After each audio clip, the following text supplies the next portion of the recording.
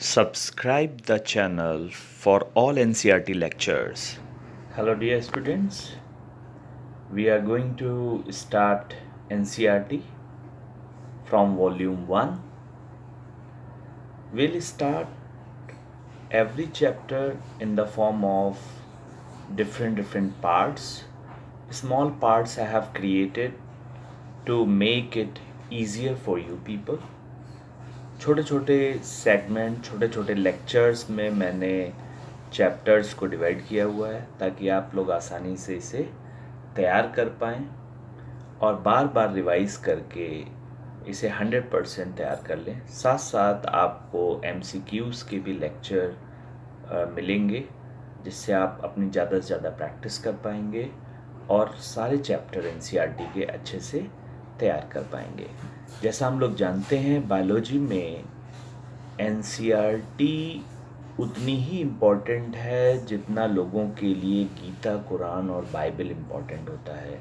अगर आप NEET qualify करना चाहते हैं तो इसे उसी तरह से तैयार करें जैसे कि आप अपनी धार्मिक किताबों के प्रति इंटरेस्टेड होते हैं या उसे लर्न करते हैं। NCERT को आपको 10 से 20 बार वर्ड टू वर्ड पढ़ना है, रिवाइज करना है, मेमोराइज करना है। So be careful, be watchful and try to prepare by us और wherever you are stucking just try to ask me, I'll tell you। हम आपको सारी लिंक सारी चीज़ें देंगे जिससे आप हमसे आसानी से जुड़ पाएंगे और जैसा आपको फील आ रहा है आप हमें कमेंट में भी लिख के बता सकते हैं। Thank you. Chapter 1 the living word. Life is a unique complex organization of biomolecules expressing through different type of metabolic reactions which lead to growth, reproduction, consciousness, development, adaptation, etc. Life, जैसा हम लोग जानते हैं life living organism में होती है। ये क्या है? ये डिफरेंट तरह के बायोमोलिक्यूल्स से मिल के बनी होती है जो अलग अलग मेटाबॉलिक रिएक्शंस करते हैं और as a by product living organism में डिफरेंट टाइप ऑफ एक्टिविटीज़ होती हैं जैसे कि ग्रोथ, रिप्रोडक्शन, कॉन्शियसनेस एट्सेट्रा। कई बार हम लोग डिस्कस करते रहे हैं कि लिविंग और नॉन लिविंग में क्या डिफरेंसेस हैं। NCERT 5 पॉइंट्स पे ये डिफरेंसेस क्लियर कर रही है। Number 1 growth. ग्रोथ क्या है? It is increase in mass and number of cell, यानी ग्रोथ में सेल्स का मास और नंबर बढ़ता है। In plants growth by cell division occurs continuously throughout their life span। जैसा हम लोग जानते हैं प्लांट्स में सेल डिवीज़न द्वारा उनके पूरे जीवन में ग्रोथ होती रहती है। But in animals growth is only up to a certain age, लेकिन एनिमल में ग्रोथ एक निश्चित आयु तक होती है। However cell division occurs in certain tissues to replace lost cell। जबकि जो लॉस सेल होती हैं एनिमल्स की उनमें सेल डिवीज़न के द्वारा रिप्लेसमेंट होता रहता है। नॉन लिविंग थिंग्स में भी ग्रोथ होती है लेकिन ये ग्रोथ बाहरी मटेरियल के जमा होने से होती है, यानी it takes place by accumulation of external material. It means non living में एक्सटर्नल ग्रोथ होती है while in living growth occurs internal, यानी लिविंग में इनसाइड ग्रोथ होती है। इसलिए ग्रोथ लिविंग ऑर्गेनिज्म का डिफाइनिंग फीचर नहीं है। अगर हम लोग सेकेंड पॉइंट रिप्रोडक्शन की बात करें, it is the production of progeny similar to those of parents, यानी अपने जैसी संतानें उत्पन्न करना रिप्रोडक्शन कहलाता है। ये दो तरह का होता है, सेक्सुअल और asexual. In unicellular organism growth and reproduction are quite synonymous और सेम, यानी यूनिसेलुलर ऑर्गेनिज्म में ग्रोथ और रिप्रोडक्शन लगभग बराबर होते हैं। इनमें सेल का नंबर और मास बढ़ता है। बहुत सारे ऐसे ऑर्गेनिज्म हैं जो रिप्रोडक्शन नहीं शो करते हैं, जैसे म्यूल्स, वर्कर बीज, infertile human couples etcetera. Hence, reproduction is not a perfect defining characteristic of living organism. इसलिए हम लोग रिप्रोडक्शन को भी लिविंग ऑर्गेनिज्म का डिफाइनिंग करेक्टरिस्टिक नहीं मानते हैं, परफेक्टली नहीं मानते हैं, दो it is important. Next point is metabolism. It is sum total of all biochemical reactions taking place inside a living organism. Living organism में जितनी भी बायोकेमिकल रिएक्शंस हो रही हैं, चाहे वो एनाबोलिक हो या कैटाबोलिक हो, उन सब का सम, उन सब का टोटल हम लोग मेटाबॉलिज्म कहते हैं। मेटाबॉलिज्म से ही हमारी बॉडी की यानी लिविंग ऑर्गेनिज्म के अंदर सारी एक्टिविटीज़ होती हैं, चाहे वो कोई भी प्रोसेस हो, चाहे कोई भी चीज़ हो, चाहे वो ग्रोथ हो या रिप्रोडक्शन हो या XYZ, these all comes in metabolism.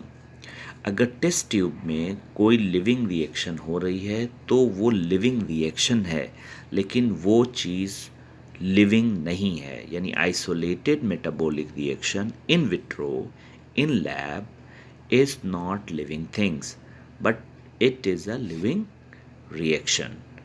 So metabolism is a defining feature. इसलिए मेटाबॉलिज्म डिफाइनिंग फीचर है लिविंग ऑर्गेनिज्म का। किसी भी तरह से नॉन लिविंग में मेटाबॉलिज्म नहीं होता है। Next point according to NCERT, that is cellular organisation. चाहे यूनिसेलुलर ऑर्गेनिज्म हो या मल्टी सेलुलर ऑर्गेनिज्म हो, they are made up of sales.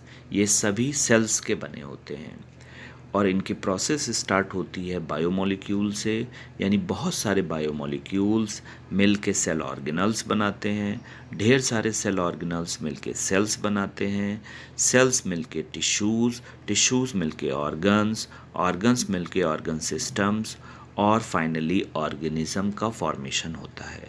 तो cellular organisation is also a characteristic feature of living organism and it is a defining feature.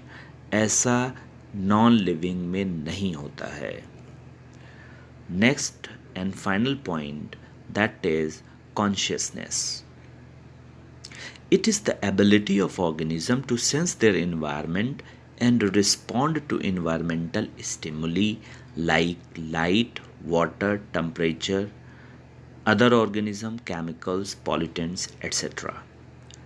Organism में ये ability होती है कि वो अपने इन्वायरमेंट को सेंस कर पाए, उसके बारे में पता कर पाए और उसी के अकॉर्डिंग उसे रिस्पॉन्स कर पाए।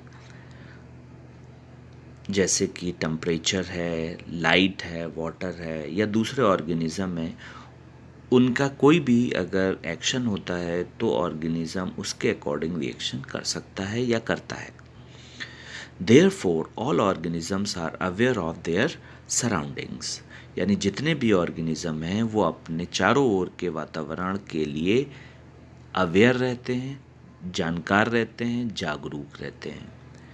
But human is the only organism having self consciousness, लेकिन ह्यूमन एक इकलौता ऐसा ऑर्गेनिज्म है जिसमें सेल्फ कॉन्शियसनेस होता है।